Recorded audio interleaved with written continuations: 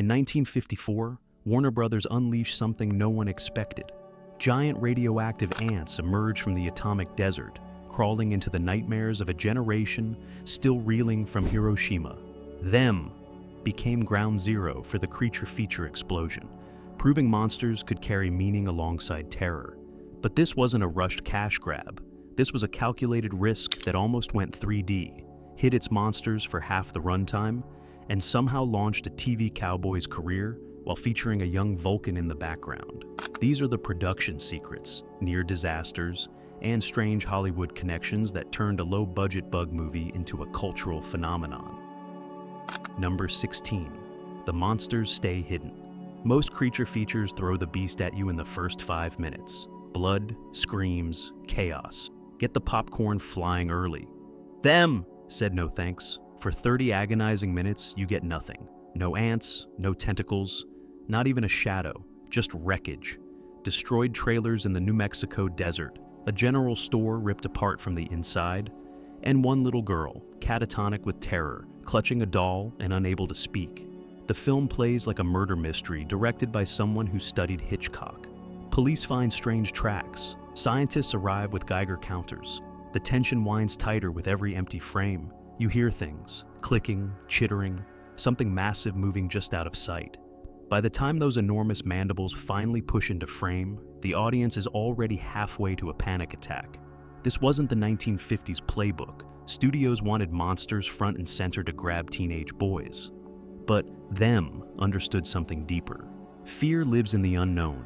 The longer you delay the reveal, the bigger the payoff. When those ants finally march out of their desert nest, it doesn't feel like a special effect. It feels like inevitability. Number 15. The 3D dream that died. Warner Brothers wanted Them to be a spectacle, shot in full color and eye-popping 3D. The technology was hot in 1954. Studios were desperate to compete with television, and dimensional gimmicks put butts in seats. They built prototypes, staged action sequences, framed shots for stereoscopic projection. Then reality hit. The 3D cameras broke down constantly. The color film made the desert look washed out instead of terrifying, and the budget was already tight, so they pulled the plug, back to black and white. But traces of that 3D ambition survived. Certain shots are framed with aggressive depth, objects hurtling toward the lens. The ants bursting through walls were staged to leap at the audience. Even in flat projection, those moments feel unnaturally intense. It's a ghost of the movie that almost was. Number 14. A splash of color in a monochrome. World-losing 3D and color could have made Them look cheap. Instead, the filmmakers found a workaround that became iconic. Against stark black and white, the word Them explodes in vivid red and blue. In 1954, this was a visceral shock. It felt radioactive, dangerous, like the title itself had been contaminated by atomic forces. This wasn't just design, it was psychological warfare.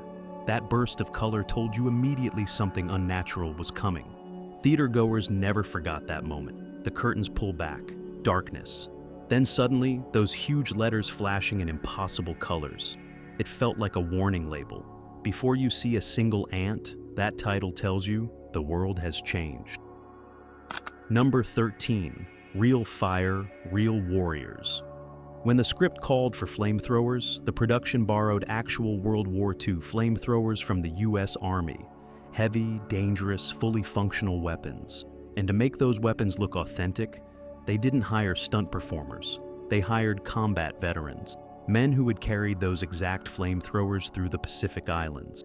You can see it in the footage. There's no hesitation. When those flames shoot toward the camera, it's real fire from real weapons handled by men who had used them in war. In a movie built on puppets and sound effects, this choice added raw authenticity. The audience might not consciously notice, but they feel it. Those flames carry weight. The firepower in them was no illusion. Number 12. Building the nightmare. The ants weren't costumes or miniatures. They were engineering marvels. The production constructed 2 full-scale mechanical puppets, each a complex nightmare of gears, levers, and hydraulics. One weighed nearly 12 tons and required a team just to move it. These weren't simple props. They had articulated mandibles, twitching antennae, and heads that rotated just enough to seem alive. Painted a sickly purplish green with glowing red and blue eyes, they looked genuinely alien under desert lighting. Operators worked like puppeteers controlling a dragon.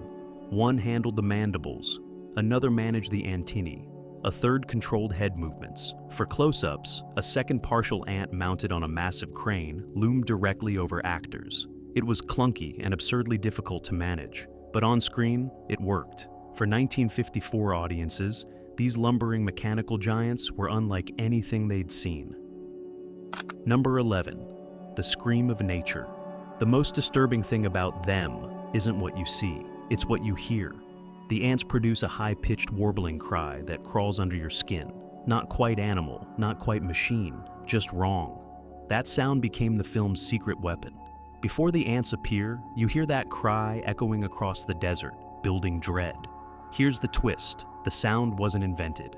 Designers recorded tree frogs, hooded warblers, wood thrushes, and a red-bellied woodpecker. They layered those calls together, distorted them, until they created something both organic and alien.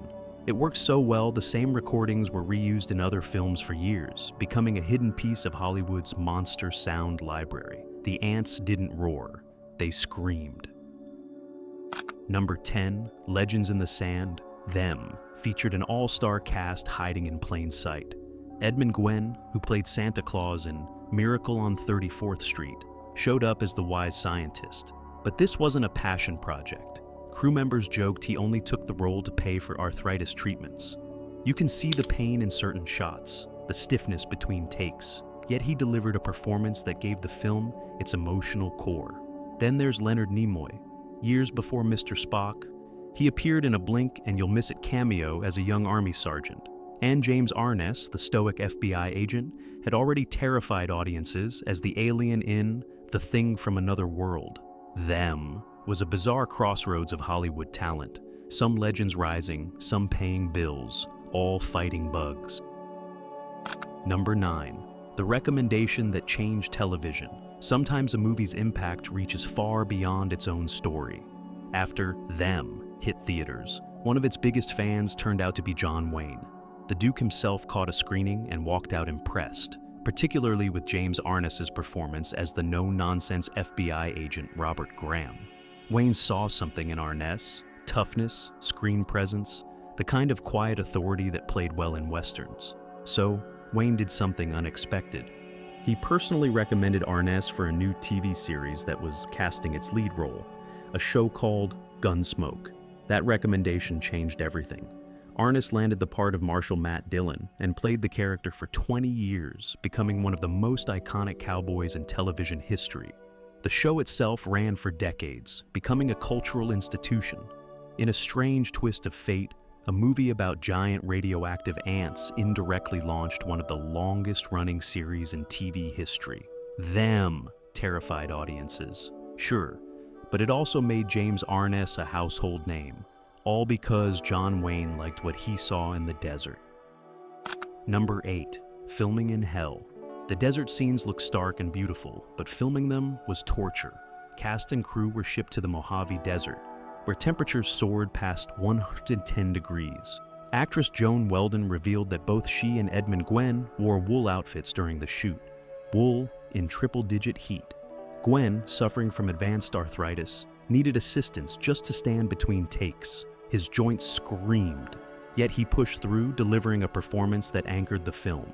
The massive mechanical ants had to be operated in open desert, where metal surfaces became too hot to touch.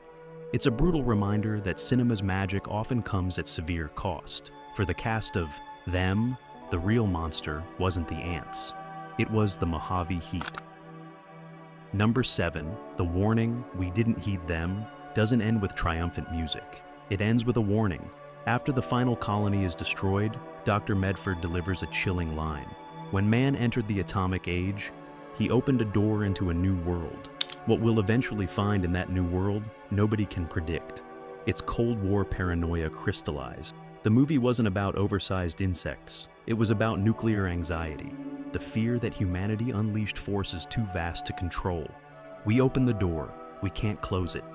This moral warning echoed through 1950s science fiction, from The Day the Earth Stood Still to Godzilla. The monsters were metaphors for what happens when science outruns wisdom. In Them, the ants represented the unintended consequences of atomic testing. The real monster wasn't crawling through the desert, it was the bomb. Number 6. When the magic broke.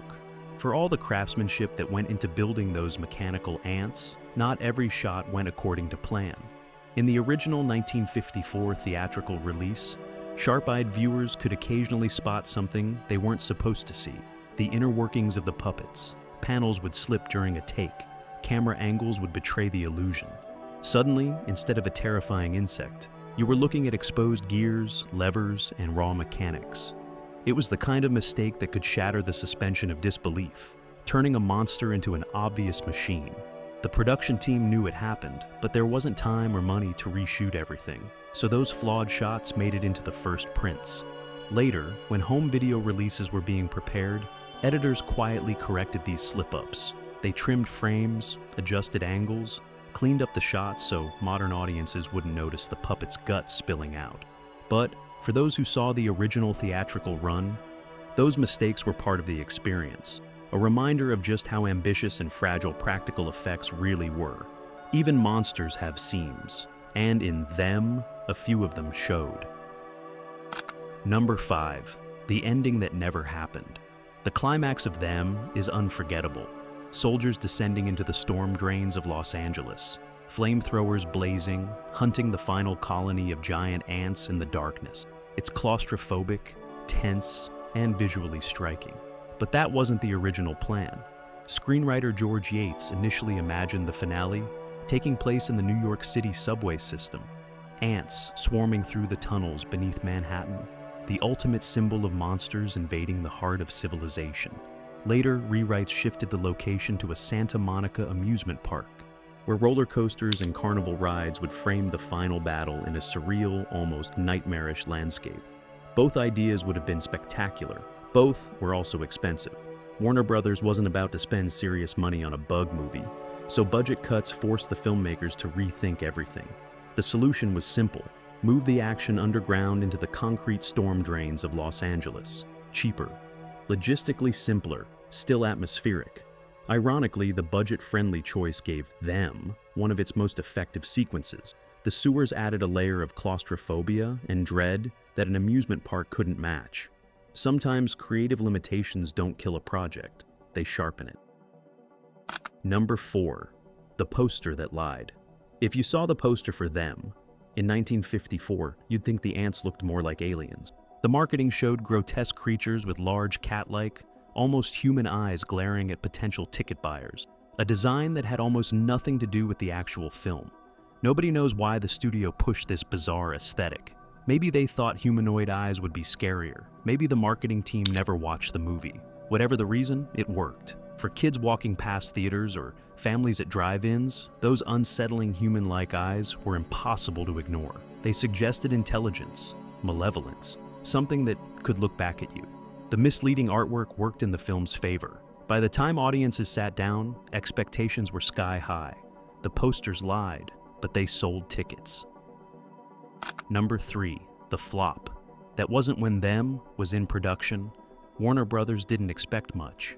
Studio executives, including Jack Warner, reportedly predicted the movie would flop.